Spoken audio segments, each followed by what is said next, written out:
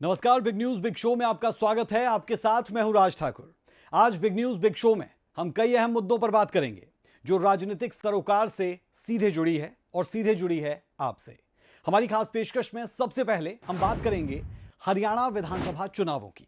दरअसल प्रदेश में चुनाव को लेकर सियासत जोरों पर है। इसी कड़ी में मंगलवार को करनाल में बीजेपी की जन आशीर्वाद रैली का आयोजन किया गया, जिसमें प्रदेश के मुखिया नायब सैनी भी शामिल हुए और कांग्रेस समेत पूरे विपक्ष पर कटाक्ष करते हुए नजर आए। साथ ही उन्होंने प्रदेश में तीसरी बार बीजेपी की सरकार बनाने का दावा भी किया। इसके बाद हम बात करेंगे विधानसभा चुनाव को लेकर चल रही गठबंधन की राजनीति की। सोमवार को देश की राजधानी दिल्ली में कांग्रेस चुनाव समिति की बैठक रखी गई।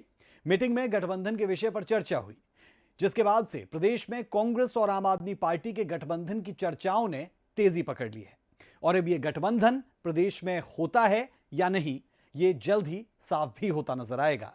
लेकिन इस गठबंधन से प्रदेश की राजनीति में क्या नए समीकरण बनेंगे, इस पर भी विस्तृत रिपोर्ट आपको दिखाएंगे। हमारी आज की तीसरी और अहम खबर रहेगी प्रदेश में जेजेपी की लिस्ट पर बने संशय की। दरअसल चुनाव के ऐलान के बाद से ही जेजेपी बिखरती चली गई और जेजेपी के 10 में से 7 विधायकों ने पार्टी का दामन तक छोड़ दिया, जिसके बाद दुष्यंत चौटाला की अगुवाई वाली जेजेपी अपने नए उम्मीदवारों की लिस्ट कब जारी करेगी और किन किन नए चेहरों में चुनावी मैदान में उतारने की कोशिश होगी, इस पर सबकी निगाहें।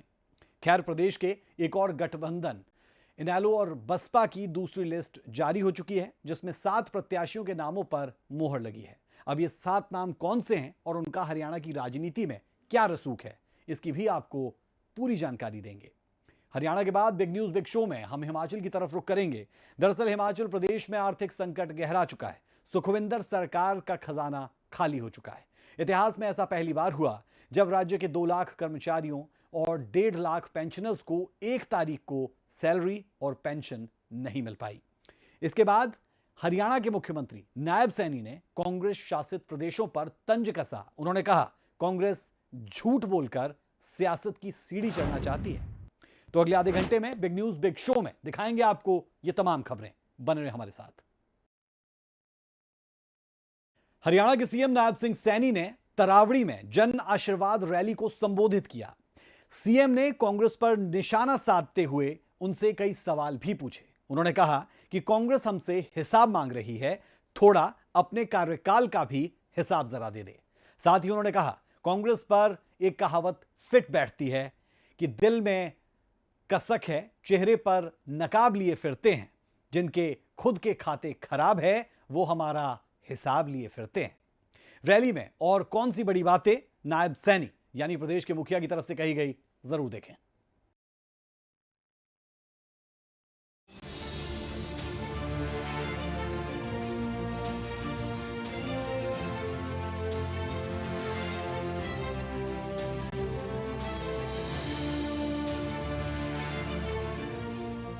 हरियाणा में चुनाव की रणभेरी बज चुकी है।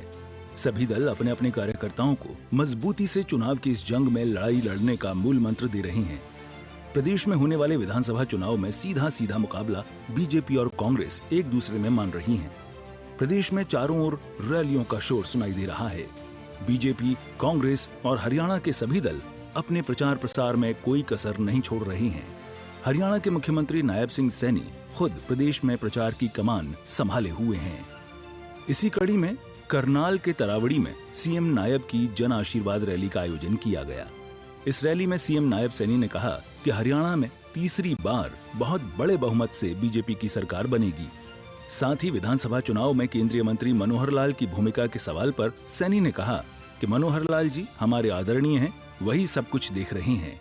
मुझे पूर्ण विश्वास है कि हरियाणा प्रदेश में हरियाणा के लोग बहुत बड़े मैंडेट के साथ तीसरी बार सरकार बना रहे हैं। मनोहर लाल जी तो आदरणीय हैं हमारे, वो सारा कुछ वो देख रहे हैं।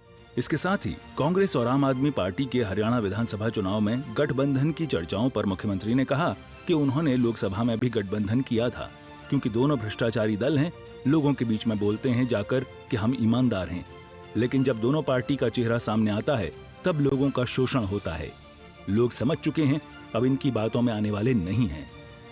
उन्होंने लोकसभा में भी गठबंधन किया था, क्योंकि दोनों भ्रष्टाचारी दल हैं और लोगों के बीच में तो बोलते हैं जा करके कि हम ईमानदारी का नकाब पहन करके जाते हैं, परंतु वो नकाब फिर इनका उतरता है और फिर लोगों का शोषण होता है, भ्रष्टाचार होता है। लोग समझ चुके हैं, अब इनकी बात में आने वाले नहीं। वहीं हरियाणा विधानसभा चुनाव में बीजेपी के उम्मीदवारों को लेकर सीएम ने कहा जल्दी विधानसभा चुनाव की टिकट की घोषणा होगी। वहीं जब उनसे पूछा गया कि आप कहां से चुनाव लड़ोगे तो वो मुस्कुराकर चल दिए। देखना ये होगा कि विधानसभा चुनावों में बीजेपी का कैसा प्रदर्शन रहता है और जीत किस पार्टी की होती है। जल्दी मिर्जा साहब आपको मैं फोन पे बताऊंगा जब आएगी। आप कहाँ से लड़ रहे हैं? आप कहाँ से लड़ रहे हैं? जल्दी मिर्जा साहब आपको मैं फोन पे बताऊंगा जब आएगी। आप कहाँ से लड़ रहे हैं? आप कहाँ से लड़ रहे हैं? गौरतलब है कि विधानसभा चुनाव होने में महज कुछ दिन शेष हैं। इसे लेकर एक तरफ जहां कांग्रेस हिसाब मांगो यात्रा के जरिए वर्तमान सरकार से हिसाब मांग रही है, वहीं दूसरी तरफ बीजेपी अपने विभिन्न कार्यक्रमों के जरिए कांग्रेस शासनकाल में किए गए कामों का हिसाब मांग रही है। अब देखना यह है कि जनता किस पार्टी को अपना कीमती वोट देती है और सियासत का ऊंट किस ओर करवट लेता है। सूर्य समाचार के लिए करनाल से हिमांशु नारंग की रिपोर्ट। हरियाणा विधानसभा चुनाव को लेकर हलचल तेज है। प्रदेश की सत्ताधारी बीजेपी प्रदेश में तीसरी बार अपनी ताजपोशी को लेकर जुटी हुई है, तो दूसरी तरफ कांग्रेस भी सत्ता वापसी को लेकर कोई कोर कसर नहीं छोड़ना चाह रही। ऐसे में कांग्रेस और आप के बीच गठबंधन की खबरें सामने आ रही है।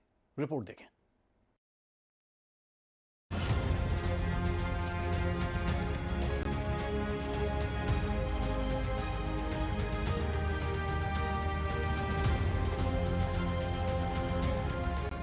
हरियाणा विधानसभा चुनाव को लेकर हलचल जोरों पर है।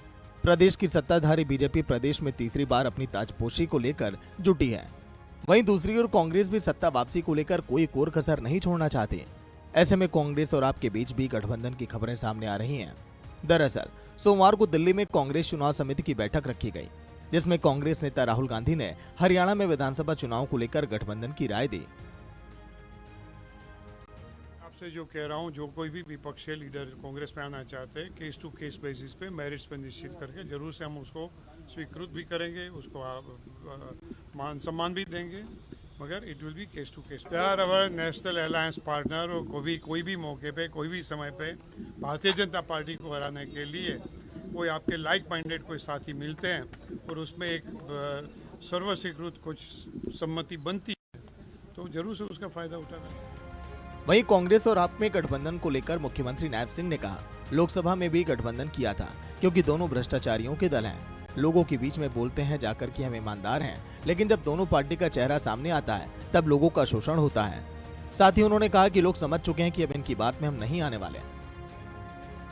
उन्होंने लोकसभा में भी गठबंधन किया था, क्योंकि दोनों भ्रष्टाचारी दल हैं और लोगों के बीच में तो बोलते हैं जा करके कि हम ईमानदारी का नकाब पहन करके जाते हैं, परंतु वो नकाब फिर इनका उतरता है और फिर लोगों का शोषण होता है, भ्रष्टाचार होता है। लोग समझ चुके हैं, अब इनकी बात में आने वाले नहीं हैं। कल तक तो हरियाणा कांग्रेस के सारे लीडर भूपिंदर सिंह हुड्डा समेत बड़ी बड़ी हांग रहे थे कि हमारे पास इतनी इतनी एप्लीकेशंस आई हैं और इतने कैंडिडेट है हमारे पास, लेकिन अब शायद गिनती पूरी नहीं हो रही, अब बंदे पूरे नहीं हो रहे, इसलिए बाहर से आउटसाइड सपोर्ट ले रहे हैं।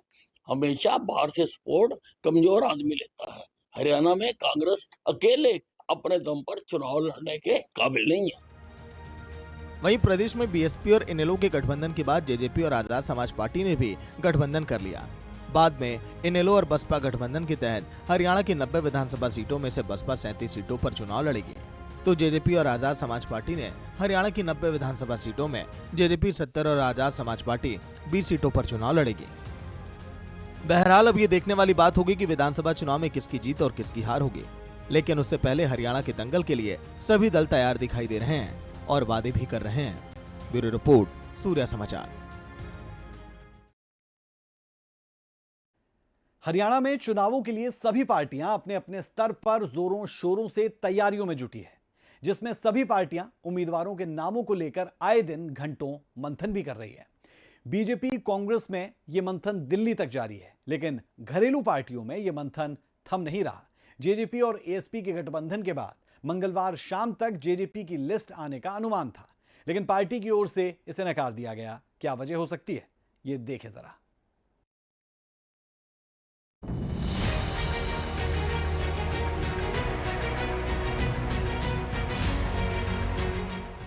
हरियाणा में चुनावी सरगर्मियां तेज हैं और इसी बीच सभी पार्टियों में प्रत्याशियों को लेकर भी मंथन तेज हो गया है।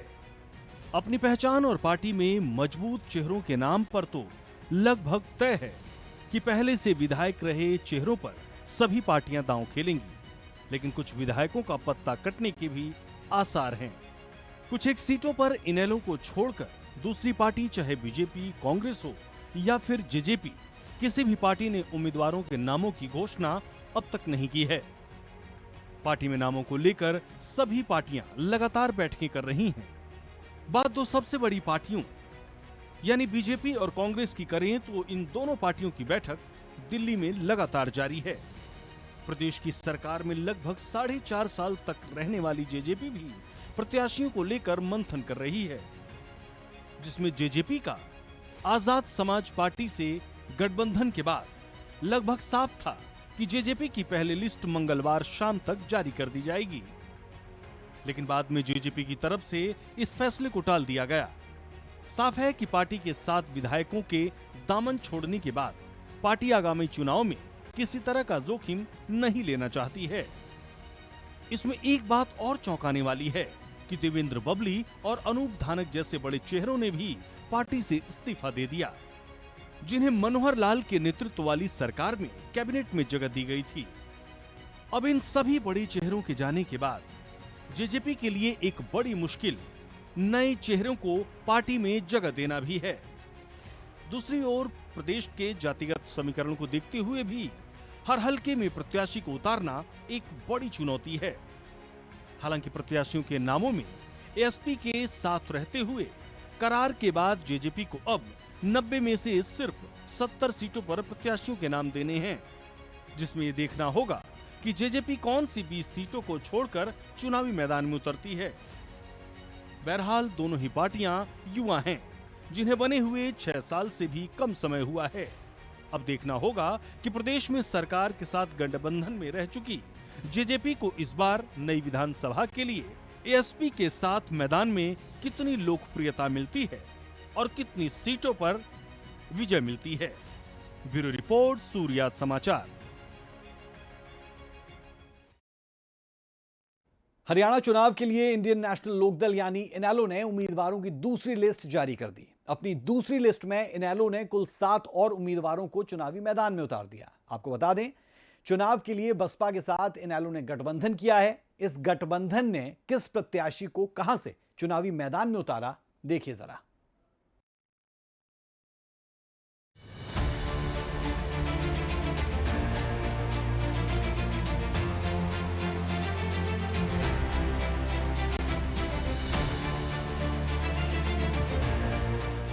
हरियाणा में होने वाले विधानसभा चुनाव को लेकर लगातार हलचल तेज होती जा रही है। प्रदेश में सभी दल अपनी अपनी जीत का दावा कर रही हैं। बीजेपी प्रदेश में तीसरी बार हैट्रिक की बात कह रही है, तो कांग्रेस 10 साल के बाद सत्ता वापसी का सपना संजो रही है। इनेलो और जेजेपी भी गठबंधन के सहारे सत्ता की कुर्सी पर काबिज होने की बात जनता के बीच में बोल रही है। ऐसे में जीत को पक्का करने के लिए विधानसभा उम्मीदवारों पर सभी दलों का मंथन चल रहा है। इसी बीच हरियाणा विधानसभा की 90 सीटों के लिए हो रहे चुनाव में इनेलो बसपा गठबंधन ने उम्मीदवारों की दूसरी लिस्ट जारी कर दी है। इसमें 7 उम्मीदवार घोषित किए गए हैं। इस लिस्ट में सबसे ज्यादा चौंकाने वाले नाम तैयब हुसैन भीमसीका का है। उन्हें हथीन से उम्मीदवार बनाया गया है। तैयब हुसैन पर 2016 में नाबालिग ने रेप का केस दर्ज कराया था। ये केस अभी भी तैयब पर चल रहा है। तैयब ने 2014 और 2019 में बसपा की टिकट पर चुनाव लड़ा था। वहीं इनेलो के पूर्व प्रदेश अध्यक्ष नफे सिंह राठी की पत्नी शीला राठी को बहादुरगढ़ से उम्मीदवार बनाया गया है। कुछ महीने पहले नफे सिंह राठी की बीच रास्ते में कार में गोलियां मारकर हत्या कर दी गई थी। इनेलो के प्रधान महासचिव अभय चौटाला के छोटे बेटे अर्जुन चौटाला को रानिया से उम्मीदवार बनाया गया है। 2019 के चुनाव में यहां से उनके दादा रणजीत सिंह चौटाला निर्दलीय विधायक बने थे। अर्जुन ने 2019 में कुरुक्षेत्र सीट से चुनाव लड़ा था, लेकिन हार गए। यहां से रणजीत चौटाला भी लड़े तो चौटाला परिवार आमने सामने होगा। कलायत से इनेलो के प्रदेश अध्यक्ष रामपाल माजरा को टिकट दिया गया है। वो पहले भी 3 बार विधायक रह चुके हैं। कुछ समय पहले वो भाजपा में गए थे, लेकिन फिर वापस लौट आए। हिसार की नारनौंद सीट से उमेद लोहान को उम्मीदवार बनाया गया है। चौटाला परिवार में फूट के बाद लोहान दुष्यंत चौटाला के साथ जेजेपी के साथ चले गए थे। हालांकि जजपा ने पार्टी विरोधी गतिविधियों के चलते 2019 में उन्हें पार्टी से निकाल दिया। शेर सिंह बड़शामी को लाडवा से उम्मीदवार बनाया है। वे यहां से पहले भी विधायक रह चुके हैं और जेबीटी भर्ती घोटाले में पूर्व सीएम ओपी चौटाला के साथ जेल काट चुके हैं। मास्टर गुरतेज सिंह सुखचैन को कालावाली एससी सीट से उम्मीदवार बनाया गया है। वो सरकारी टीचर रहे हैं। उन्होंने नौकरी छोड़कर राजनीति में एंट्री की है। बता दें कि 11 जुलाई को इनेलो ने राज्य विधानसभा चुनावों के लिए अपने पूर्व सहयोगी बसपा से हाथ मिलाया था। गठबंधन नेताओं ने इनेलो नेता अभय चौटाला को मुख्यमंत्री पद का उम्मीदवार बनाने का फैसला किया है। इनेलो और बसपा गठबंधन के तहत हरियाणा की 90 विधानसभा सीटों में से बसपा 37 सीटों पर चुनाव लड़ेगी, जबकि बाकी सीटों पर इनेलो चुनाव लड़ेगी। सूर्या समाचार के लिए ब्यूरो रिपोर्ट। हिमाचल प्रदेश के इतिहास में पहली बार राज्य के 2 लाख कर्मचारियों और 1.5 लाख पेंशनर्स को 1 तारीख को सैलरी और पेंशन नहीं मिल पाई। राज्य में मौजूदा आर्थिक संकट के चलते यह स्थिति पैदा हुई है, जिससे कर्मचारियों और पेंशनर्स के जीवन पर प्रतिकूल प्रभाव पड़ रहा है। इस वित्तीय बोझ ने राज्य की वित्तीय स्थिति को अत्यधिक कमजोर किया, अगर ये कहा जाए तो गलत नहीं, जिसके कारण राज्य सरकार को पुराने कर्ज चुकाने के लिए नए कर्ज लेने पड़ रहे हैं। पूरी रिपोर्ट जरूर देखें।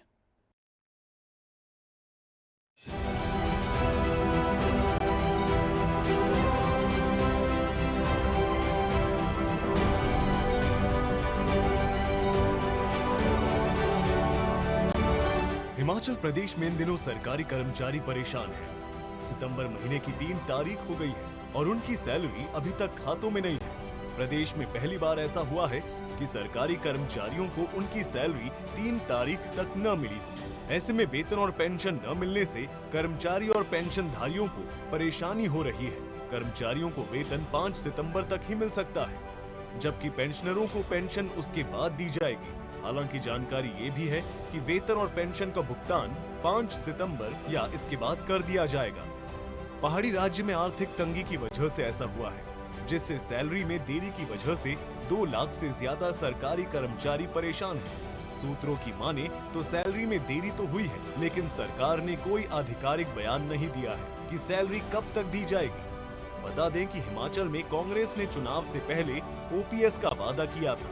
सत्ता में आने के बाद उन्होंने अपने वादे को निभाया भी, लेकिन प्रदेश की आर्थिक हालत अब ऐसी हो गई है कि सरकारी कर्मचारियों को समय पर वेतन भी नहीं दे पा रही है। वहीं प्रदेश के मुखिया सुखविंदर सिंह सुक्खू ने वित्तीय संकट पर कहा, राज्य में कोई वित्तीय संकट नहीं है और कर्मचारियों और पेंशन भोगियों को उनका बकाया मिल रहा है। 75 साल से ज्यादा आयु के 28,000 पेंशन भोगियों का बकाया जारी कर दिया गया है और सरकार कई तरह के सुधारात्मक कदम उठा रही है। इसके अलावा सरकार किसानों, मजदूरों, अचार बनाने वालों, महिलाओं और छोटे दुकानदारों सहित सभी वर्गों के कल्याण के लिए काम कर रही है। तो वहीं हिमाचल की आर्थिक स्थिति को लेकर हिमाचल विधानसभा मॉनसून सेशन में नेता प्रतिपक्ष जयराम ठाकुर ने मुख्यमंत्री सुखविंदर सिंह सुक्खू पर तंज कसा है। नेता प्रतिपक्ष ने कहा कि जब सीएम कहते हैं कि प्रदेश में आर्थिक संकट नहीं है, तो आखिर कर्मचारियों का वेतन क्यों नहीं आ रहा है। उन्होंने कहा कि आज तक प्रदेश में ऐसी स्थिति नहीं आई थी। चीज कहना चाहता हूँ, मैं जो भी काम कर रहा हूँ वो 2027 में हिमाचल प्रदेश आत्मनिर्भर कैसे बने और 2032 में हिमाचल प्रदेश हिंदुस्तान का सबसे समृद्धशाली और अमीर राज्य बने। मेरी आप पहले दिन से स्टेटमेंट रखो, ऐसा नहीं है, ये रिफॉर्म है। अगर हमने 2 महीने की सैलरी को रोक लगाई है तो इसलिए लगाई है कि हम सब लोगों को, समाज के सभी वर्गों को ये सोचना है कि हमें आने वाले समय में अपने आप को डिसिप्लिन करना है, अनुशासित करना है। ये एक ऐसी व्यवस्था 40 साल से चल रही है जिसमें सुधार करने की जरूरत है और मैं सुधार कर रहा हूँ। और आपको मैं बताना चाहता हूँ, इस सुधार से हमारी अर्थव्यवस्था में बहुत तेजी से सुधार हो रहा है। क्योंकि सत्ता को हासिल करने के लिए झूठी गारंटी दी गई और उन गारंटियों में से थोड़ा सा पोर्शन, एक आधी गारंटी का जब अभी लागू करने की इस दिशा में आगे बढ़े तो प्रदेश आर्थिक संकट में आ गया है। अगर जिम्मेवार है तो मैं समझता हूं कि कांग्रेस पार्टी की सरकार जिम्मेवार है। इस बात को उनको समझना चाहिए। हिमाचल प्रदेश बहुत बड़े आर्थिक संकट के दौर में से जब गुजर रहा है, इस परिस्थिति को मुख्यमंत्री को गंभीरता से समझना चाहिए। और जो कर्मचारी हत्याशी की बात बार बार कहते थे, हर भाषण में कहते थे, आज कर्मचारियों को पेंशन की बातें तो दूर की रही, फिलहाल स्थिति ये बन गई सैलरी भी समय पर नहीं मिल पा रही है। डीए की किस्त की बात तो दूर की रही, सैलरी भी नहीं मिल पा रही है, मेडिकल रिइंबर्समेंट नहीं मिल पा रहा है। तो ये बहुत बड़ी एक परिस्थिति जो हिमाचल प्रदेश में जो बनी है। और मुझे लगता है कि एक बहुत बड़ा उदाहरण जो फ्री वीज का जो खटाखट राहुल गांधी का जो फॉर्मूला है, जो गारंटियों को लेकर के, इससे बाकी पूरे देश भर में भी सबकी आंखें खुल गई है कि ये जो खटाखट गारंटी देने की जो बातें हैं, हश्र यही होगा कि कर्मचारियों को समय पर सैलरी नहीं मिल पाएगी और आने वाले समय में तो संकट और भी ज्यादा गंभीर होता दिख रहा है। बहरहाल हिमाचल में पैदा हुए आर्थिक संकट के बीच अब कई सवाल पैदा हो रहे हैं। आखिरकार हिमाचल में आर्थिक संकट जैसे हालात क्यों पैदा हुए? क्या सरकार की घोषणाओं के कारण लोगों को इस बोझ से जूझना पड़ रहा है? आखिरकार क्यों हिमाचल पर ऐसा बोझ आया है? क्या ये सरकार की ओर से रेवड़ियां बांटने का कारण है? और क्या दूसरे राज्यों में भी इस तरह की घोषणा के बाद हिमाचल जैसे हालात दूसरे राज्यों को डुबा सकते हैं?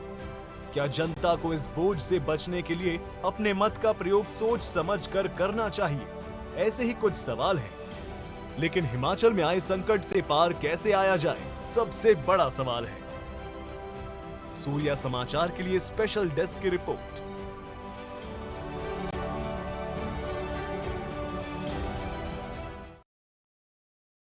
हरियाणा में बीजेपी और कांग्रेस में चल रहे सत्ता के संग्राम के बीच मुख्यमंत्री नायब सैनी ने कांग्रेस पर जमकर प्रहार किया। इस दौरान जहां उन्होंने कांग्रेस की घोषणाओं को लेकर आड़े हाथ लिया, वहीं उन्होंने उनके कार्यकाल पर भी निशाना साध दिया।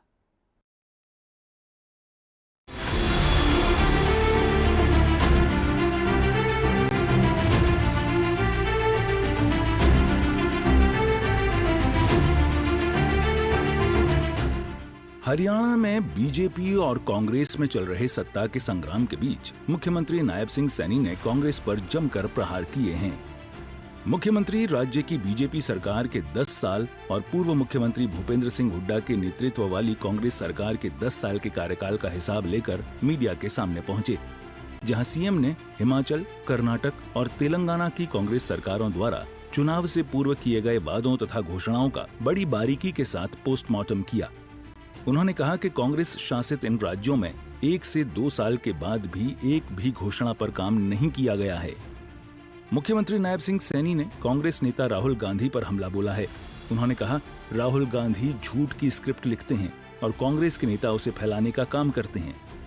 हिमाचल में 1 लाख नौकरी देने का झूठ कांग्रेस ने बोला था, लेकिन आज तक एक भी सरकारी नौकरी नहीं निकली।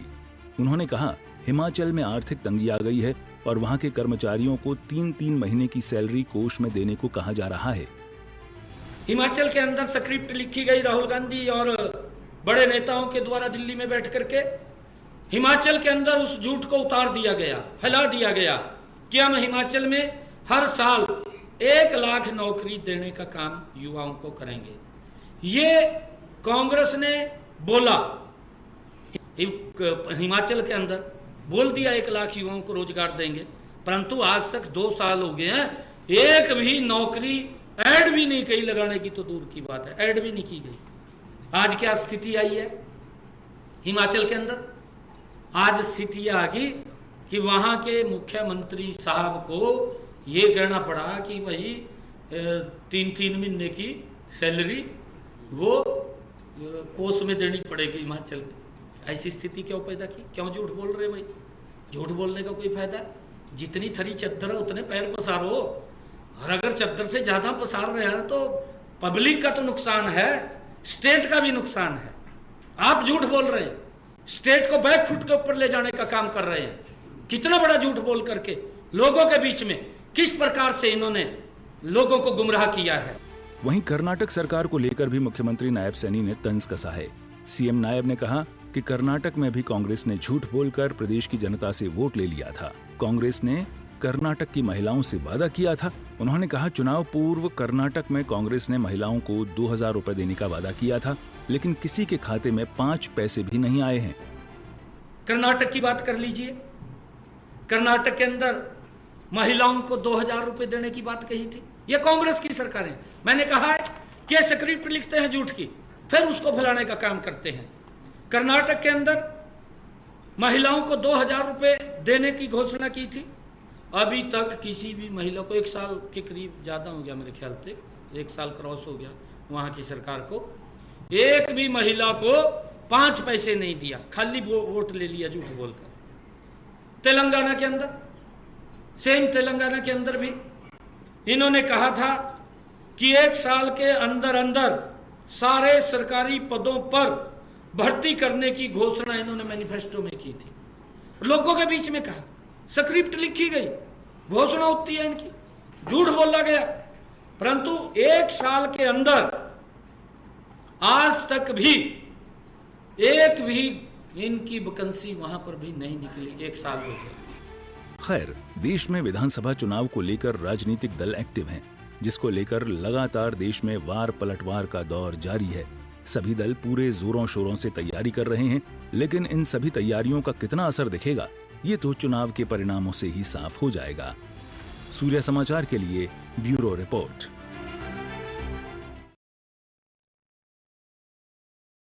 बिग न्यूज बिग शो में हमने आपको दिखाई वो खबरें जो सीधा जुड़ी है आपसे और जिसका सीधा सरोकार आपसे।